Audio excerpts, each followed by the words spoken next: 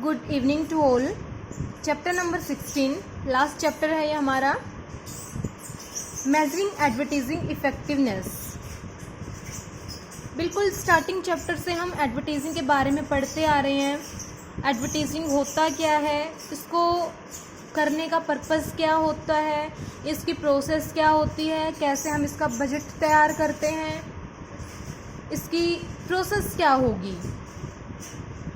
तो advertising effectiveness वो activity है जहाँ पे ये देखा जाएगा कि हमने जो एडवर्टीज़मेंट दिया था उसका रिज़ल्ट क्या रहा। हम कोई भी काम करते हैं, पर्पस अपना डिसाइड करेंगे और लास्ट में ये देखेंगे उसका रिज़ल्ट क्या रहा। ऐसे ही बिज़नेस के अंदर ये एक मेन एक्टिविटी होती है एडवर्टीज़मेंट देना, और इसके ऊपर काफ़ी ज़्यादा पैसा भी खर्च किया जाता है। तो इसीलिए बिजनेसमैन ये देखना चाहता है कि उसका रिज़ल्ट क्या रहा। सिर्फ वो रिज़ल्ट इसीलिए देखना चाहता है कि फ्यूचर में अच्छे से एडवर्टीज़मेंट प्रिपेयर कर सके अपनी। अगर इस टाइम हमसे कोई मिस्टेक हो गई है, इस टाइम हमसे अगर कोई गलती हो गई है एडवर्टीज़मेंट देने में, तो वो हमें इवैल्यूएशन करने से ही पता लगेगी, मेजरमेंट करने से ही पता लगेगी। अदरवाइज़ जो मिस्टेक हमारी करंट ईयर में हुई है एडवर्टीज़मेंट से रिलेटेड, वो फ्यूचर में भी होती जाएंगी अगर हम उसकी मेजरमेंट ना करें तो। मेजरिंग एडवर्टीज़मेंट इफ़ेक्टिवनेस हमारी वही एक्टिविटी है जो हमें ये बताएगी कि हमने जो पर्पस डिसाइड किया था एडवर्टीज़मेंट देने का वो हमारा अचीव हुआ या नहीं हुआ, और अगर अचीव नहीं हुआ है तो रीज़न क्या है, क्या ऐसी प्रॉब्लम आई जिससे हमारा टारगेट पर्पस हम पूरा नहीं कर पाए। हमारा मेन पर्पस एडवर्टीज़मेंट देने का क्या होता है, सेल को इंक्रीज़ करना।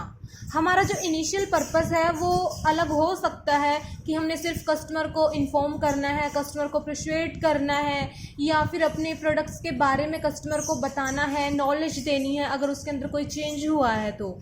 बट फाइनली हमारा जो मेन पर्पस है एडवर्टीज़मेंट देने का वो यही होता है कि सेल हमारी बढ़े। तो यहाँ पे इफ़ेक्टिवनेस में यही देखा जाता है कि हमारी सेल इंक्रीज़ हुई है या नहीं हुई है, हमने कितनी सेल इंक्रीज़ करने का पर्पज़ रखा था और एक्चुअल में हमारी सेल इंक्रीज़ कितनी हुई है। यहाँ पे टाइम लिया जाता है, यानी कि स्टैंडर्ड डिसाइड कर लिया जाता है कि 1 साल के बाद हमारे सेल के ऊपर क्या अफेक्ट पड़ेगा। जो हमारी एडवर्टीज़मेंट देने से पहले की सेल थी उसकी कंपैरिजन करी जाती है उस सेल के साथ जो एडवर्टीज़मेंट देने के बाद हुई। अगर उसके अंदर पॉजिटिव अफेक्ट पड़ा है, यानी कि सेल हमारी इंक्रीज़ हुई है, तो उसके भी रीज़न का पता लगाया जाएगा ताकि फ्यूचर में उस एक्टिविटी को और ज़्यादा किया जाए जिसने हमारी सेल को बढ़ाया। या फिर अगर हमारी सेल कम हुई है तो उसके भी रीज़न का पता लगाया जाता है कि हमारे एडवर्टीज़मेंट प्रोग्राम में क्या कमी रह गई थी, क्या डीमेरिट्स रह गई थी, क्या ऐसी शॉर्टकमिंग्स हमारे प्लान के अंदर थी जिससे हमारी सेल इंक्रीज़ नहीं हुई। Importance of measuring advertising effectiveness. हम इसका मूल्यांकन क्यों करते हैं, इसकी मेजरिंग क्यों करी जाती है। तो justify the cost of advertising, जो हमने एडवर्टीज़मेंट के ऊपर खर्चा किया है उसको हम जस्टिफाई करना चाहते हैं कि कहीं हमने ज़्यादा खर्चा तो नहीं कर दिया, या फिर खर्चा अगर कर दिया है तो उसका बेनिफिट हमें मिला है या नहीं मिला है। हम इसकी मेजरमेंट कैसे करेंगे कि जो खर्चा हुआ था उसका बेनिफिट हमें मिला या नहीं मिला। हम ये देखते हैं कि टोटल एक्सपेंस हमारा एडवर्टीज़मेंट एक्टिविटी के ऊपर कितना हुआ था और उसके बेस पे हमारी जो सेल है वो कितनी इंक्रीज़ हुई है। अगर हमारी एक्चुअल में सेल इंक्रीज़ होती है हमारे उस एक्सपेंसेस ज़्यादा, तो हम ये थोड़ा सेटिस्फेक्शन हमें मिलती है कि हमने जो एक्सपेंस किया था वो हमारा वेस्ट नहीं गया। या फिर दूसरे पॉइंट ऑफ व्यू से भी हम देख सकते हैं कि कितने ज़्यादा एक्सपेंस करने की ज़रूरत थी और कितना हमने कर दिया, कहीं ज़्यादा तो नहीं किया हमने। यानी कि अगर हम कम एक्सपेंस भी करते तो इतनी सेल तो हमारी फिर भी इंक्रीज़ हो ही जाती। हमने कुछ एक्स्ट्रा खर्च कर दिया है तो उस एक्स्ट्रा वेस्टेज को भी रोका जा सकता है। To exercise control on advertising, विज्ञापन कार्यक्रम पर नियंत्रण। नॉर्मली हमारे जो एडवर्टीजमेंट एक्टिविटी होती है, हर एक एक्टिविटी के ऊपर अब इसका क्या अफेक्ट पड़ेगा, एडवर्टीजिंग इफेक्टिवनेस मेजरिंग में यही देखा जाएगा। जैसे कि यहाँ पे हमने बजट हमारा बनाया था, वो सही बना है या नहीं बना है, या फिर हमने जो एडवर्टीजमेंट प्रोग्राम बनाया है वो हमारा सही बना है या नहीं बना है, हमने अच्छे से उसकी मैनेजमेंट करी है या नहीं करी है, या फिर जो हमने एड कॉपी अपनी तैयार करी थी वो हमारी कस्टमर को अट्रैक्ट कर पाई या नहीं कर पाई। क्योंकि अगर वो अट्रैक्ट कर पाती तो सेल हमारी बढ़ती, हमें प्रॉफिट होता। अगर वो अच्छी नहीं थी, कस्टमर को उसने अट्रैक्ट नहीं किया होगा, इसीलिए हमारी सेल भी इंक्रीज़ नहीं हुई। या फिर हम कंपैरिजन करके देखते हैं अपने डिफरेंट मार्केट एरिया की, ताकि फ्यूचर में उस मार्केट एरिया के ऊपर फोकस बनाया जा सके जिस मार्केट एरिया में हमारे एडवर्टीजमेंट का ज़्यादा अफेक्ट पड़ा है। हमने अगर एडवर्टीजमेंट इवैल्यूएशन किया ही नहीं तो हमें ये नहीं पता चलेगा कि किस मार्केट एरिया के ऊपर हमारी एडवर्टीजमेंट ने पॉजिटिव अफेक्ट डाला है। तो नेक्स्ट ईयर भी हम वही काम करते, यानी कि उस एरिया के ऊपर हम ज़्यादा फोकस नहीं कर पाते जहाँ से हमारी सेल इंक्रीज़ होने के ज़्यादा चांसेस थे। बट अगर हम इवैल्यूएशन करके देखते हैं तो वहाँ से हमारे पास इंफॉर्मेशन आती है कि इस एरिया में आप अगर ऐड देते हो तो कस्टमर अच्छा रिस्पॉन्स कर रहे हैं, और इस एरिया में अगर ऐड दे रहे हो तो वहाँ कस्टमर कुछ ज़्यादा अट्रैक्ट नहीं हो रहे हैं, तो फ्यूचर में हम वहाँ पे इतनी ज़्यादा ऐड नहीं देंगे। कहाँ पे अपना ज़्यादा पैसा लगाएंगे, जहाँ पे कस्टमर ज़्यादा हमारे अट्रैक्ट हो रहे हैं। Then for effective media planning and media scheduling in future, अगर हमारी मीडिया प्लानिंग करते टाइम कोई मिस्टेक हो गई है या शेड्यूलिंग करते टाइम कोई मिस्टेक हो गई है तो उसका भी पता एडवर्टीजिंग इफेक्टिवनेस से लगाया जा सकता है, ताकि फ्यूचर में हमारी जो मीडिया प्लानिंग में कमी थी उसको दूर किया जा सके, अच्छी मीडिया शेड्यूलिंग करवाई जा सके। क्योंकि हमारा सारा जो प्लान हमने तैयार किया था वो काफ़ी अच्छा था, हमारी एड कॉपी भी अच्छी थी, हमने बजट भी अच्छे से प्रिपेयर कर लिया था, अच्छी एड एजेंसी का हमने सिलेक्शन कर लिया था। बट हमारी सिर्फ कमी कहाँ पर रह गई, मीडिया शेड्यूलिंग हमारी गलत हो गई। ऐड अच्छी तो थी बट कस्टमर के पास टाइम ही नहीं था, क्योंकि हमने गलत सेलेक्ट कर लिया टाइम को। ऐड अच्छी थी, हमारा प्रोडक्ट भी अच्छा था, बट फिर भी सेल क्यों इंक्रीज़ नहीं हुई? सिर्फ यही रीज़न था कि कस्टमर उस टाइम फ्री नहीं थे जिस टाइम हमने शेड्यूलिंग की थी अपनी ऐड देने की। तो फ्यूचर में ऐसा होने से रोका जा सकता है अगर हम एडवर्टीजिंग इफेक्टिवनेस से, यानी उसकी मेज़र करके पता लगाएं कि हमारी मीडिया शेड्यूलिंग गलत तो नहीं हुई। देन हमारी जो एडवर्टीजमेंट है उसका एक मैच्योरिटी लेवल होता है, यानी कि मैच्योरिटी लेवल का मतलब है कि अगर उससे ज़्यादा हम अपनी एडवर्टीजमेंट के ऊपर एक्सपेंस करते हैं तो हमारी सेल को और ज़्यादा इंक्रीज़ नहीं किया जा सकता। हर एक चीज़ की लिमिट होती है, कस्टमर की भी लिमिट होती है।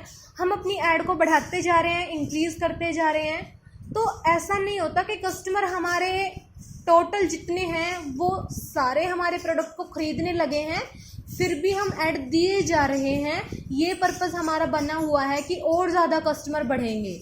जब सारे ही कस्टमर हमारे ही प्रोडक्ट को परचेस कर ही रहे हैं पहले ही, तो ऐड देने और ना देने का फिर क्या फ़ायदा है? क्योंकि हमने उनको सबको अट्रैक्ट कर लिया है। अगर हम और ज़्यादा एक्सपेंस करेंगे तो उसका कोई फ़ायदा होगा नहीं, क्योंकि सारे कस्टमर ऑलरेडी हमारे ही प्रोडक्ट को परचेज कर रहे हैं।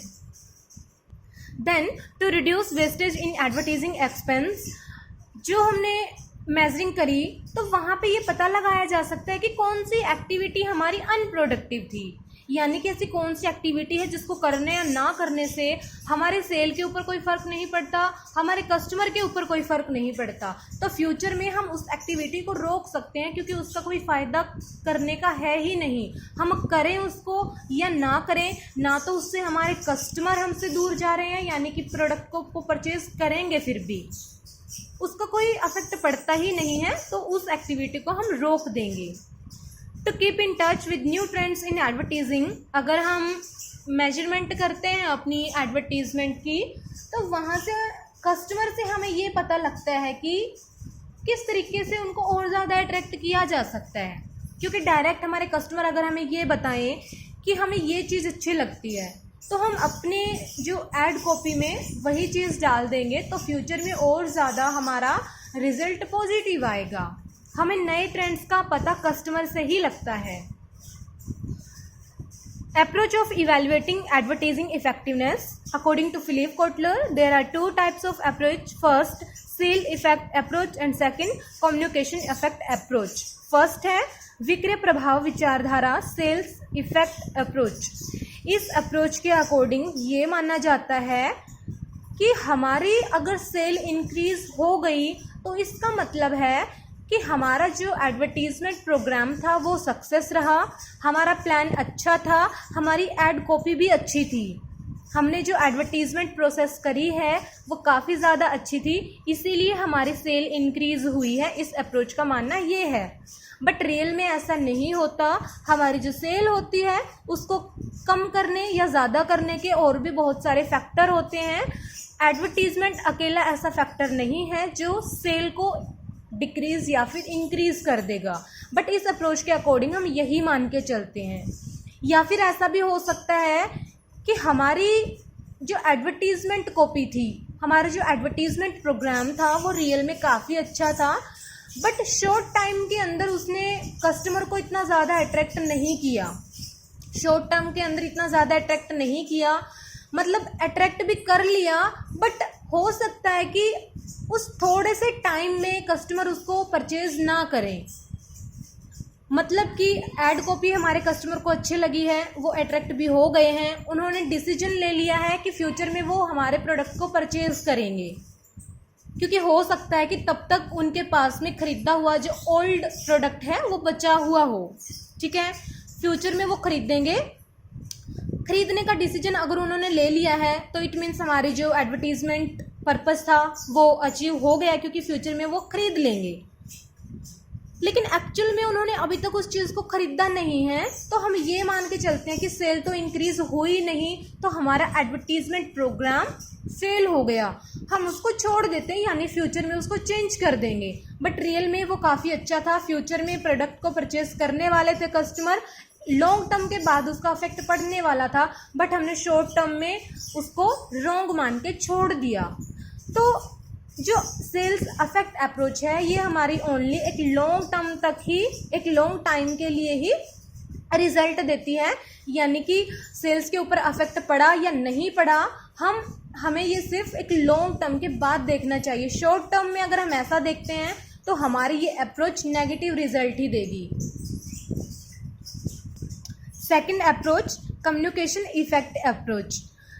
हमने यहाँ पे किसको फोकस बनाया? सेल को। हमारी सेल इंक्रीज हुई है तो इट मीन्स हमारा जो एडवर्टीजमेंट प्रोग्राम था वो भी अच्छा था। लेकिन यहाँ पे हमारा ये मानना है कि हमारी सेल बढ़े या ना बढ़े कोई फ़र्क नहीं पड़ता, अगर हमारे प्रोडक्ट के बारे में कस्टमर को इन्फॉर्मेशन मिल गई है तो हमारा एडवर्टीजमेंट प्रोग्राम सक्सेस हो गया है। इस अप्रोच का ये मानना है। बट यहाँ पे ये भी सही नहीं है, क्योंकि सिर्फ कस्टमर को हमारे प्रोडक्ट के बारे में पता होना ये हमारा कोई पर्पस नहीं है। हो सकता है कि 2 लाख कस्टमर हमारे प्रोडक्ट के बारे में जानते हैं, बट खरीद उनमें से 1 लाख रहे हैं, तो हमारा रिजल्ट क्या होगा? 1 लाख लोगों ने खरीदा, कोई फ़र्क नहीं पड़ता कि 2 लाख हमारे प्रोडक्ट के बारे में जानते हैं या फिर 3 लाख लोग हमारे प्रोडक्ट के बारे में जानते हैं। जब तक वो एक्चुअल में उसको ख़रीदते नहीं तो कितने लोग हमारे प्रोडक्ट के बारे में जानते हैं उसका कोई इफेक्ट हमारी फर्म के ऊपर नहीं पड़ेगा। हमारा एक्चुअल में रिजल्ट कब पता हमें लगता है एडवर्टीजमेंट का, कि हमारी सेल उससे इंक्रीज़ हुई है या नहीं हुई है। तो ये अंजप्शन भी हमारी कुछ ज़्यादा अच्छी नहीं है। जैसे इसका नेगेटिव अफेक्ट ये है कि इसको शॉर्ट टर्म में यूज़ नहीं किया जा सकता, वैसे ही इस अप्रोच को भी लॉन्ग टर्म में यूज नहीं किया जा सकता, इसको हम सिर्फ शॉर्ट टर्म के लिए यूज़ कर सकते हैं।